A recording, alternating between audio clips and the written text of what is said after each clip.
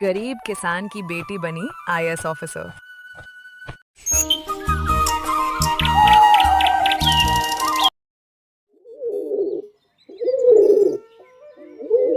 बिहार के एक छोटे से गांव में मदन नाम का एक गरीब किसान रहता था। उस गांव के सारे लोग खेती बाड़ी में लगे रहते थे। मदन के घर में उसकी पत्नी और उसकी एक बेटी जिसका नाम रानी था, जो हमेशा पढ़ाई में ही लगी रहती थी।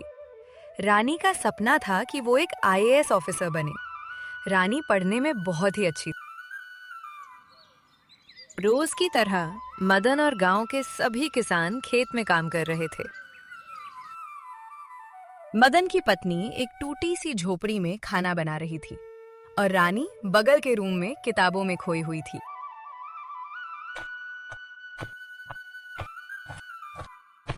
ये लो जी, खाना खा लो, कितना काम करोगे। मदन पेड़ के नीचे बैठकर खाना खा रहा था। जानते हैं जी, हमारी रानी बिटिया ने पूरे जिले में प्रथम स्थान लाया है। ये तो बहुत खुशी की बात है। बस भगवान हमारी बिटिया पर कृपा बनाए रखे। शाम को तीनों उसी टूटी हुई झोपड़ी में बैठकर खाना खा रहे थे।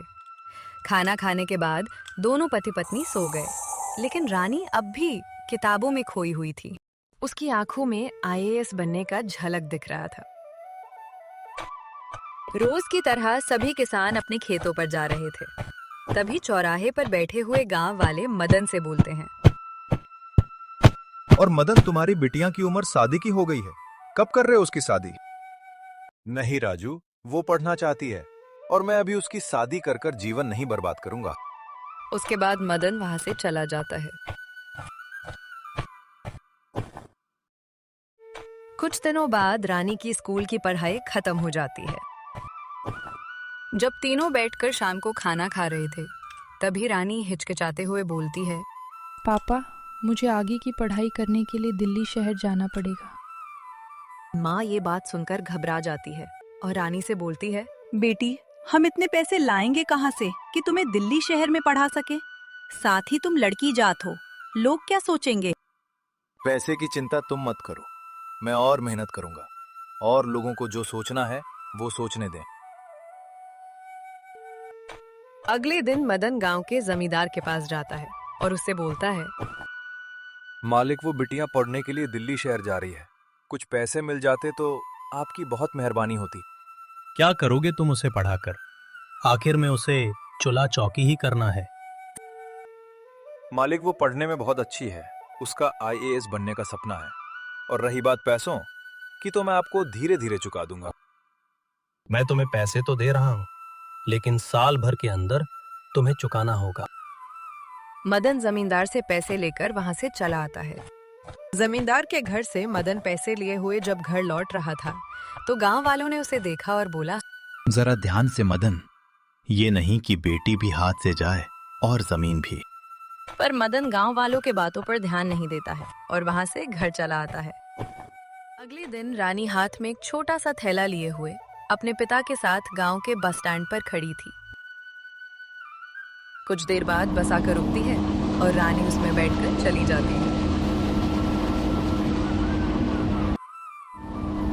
रानी दिल्ली शहर पहुंच जाती है और वो एक छोटे से किराए के रूम में रह रही थी।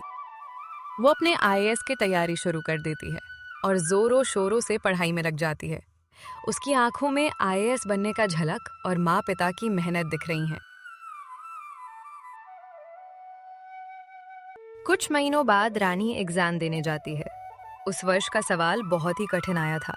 सारे बच्चे परेशान हो रहे थे, लेकिन रानी के अंदर का जुनून और गांव वालों के तानों के कारण रानी रुकी नहीं। वो अच्छे से सारे सवाल को बनाई। 1 महीने बाद रानी का रिजल्ट आता है, लेकिन रानी फेल हो जाती है और वो बहुत ही उदास हो जाती है और घर जाने को सोचती है। तभी उसकी माँ का फोन बजता है। रानी फोन उठाती है और घबराते हुए माँ से बोलती है, माँ, मैं फेल हो गई और अब मैं घर आ रही हूँ। इस बार नहीं हुआ तो क्या हुआ बिटिया, अगली बार जरूर होगा। और तुम्हें गांव वालों को भी तो बताना है कि लड़की भी पढ़ सकती है। उसके बाद से रानी दिन रात एक कर कर पढ़ने लगी और उसकी आंखों में एक और नया उम्मीद दिख रहा था। पैसे कम होने के कारण रानी की माँ दूसरों के घरों में काम करने लगी। साथ ही मदन भी और मेहनत करने लगा। 4 महीने बाद रानी फिर से एग्जाम देने जाती है और अच्छे से सारे सवालों को हल करती है। कुछ दिनों बाद रानी का रिजल्ट आता है और रानी अपना रिजल्ट चेक करती है। रानी एग्जाम में पास हो जाती है। उसके खुशी का ठिकाना नहीं था। वो खुशी के मारे नाचने लगती है। ये मैं अब आईएएस बनने वाली हूँ। कुछ दिनों बाद उसका इंटरव्यू होता है, जिसमें उससे इंटरव्यूअर कुछ सवाल पूछते हैं। रानी, तुम आईएएस ऑफिसर ही क्यों बनना चाहती हो?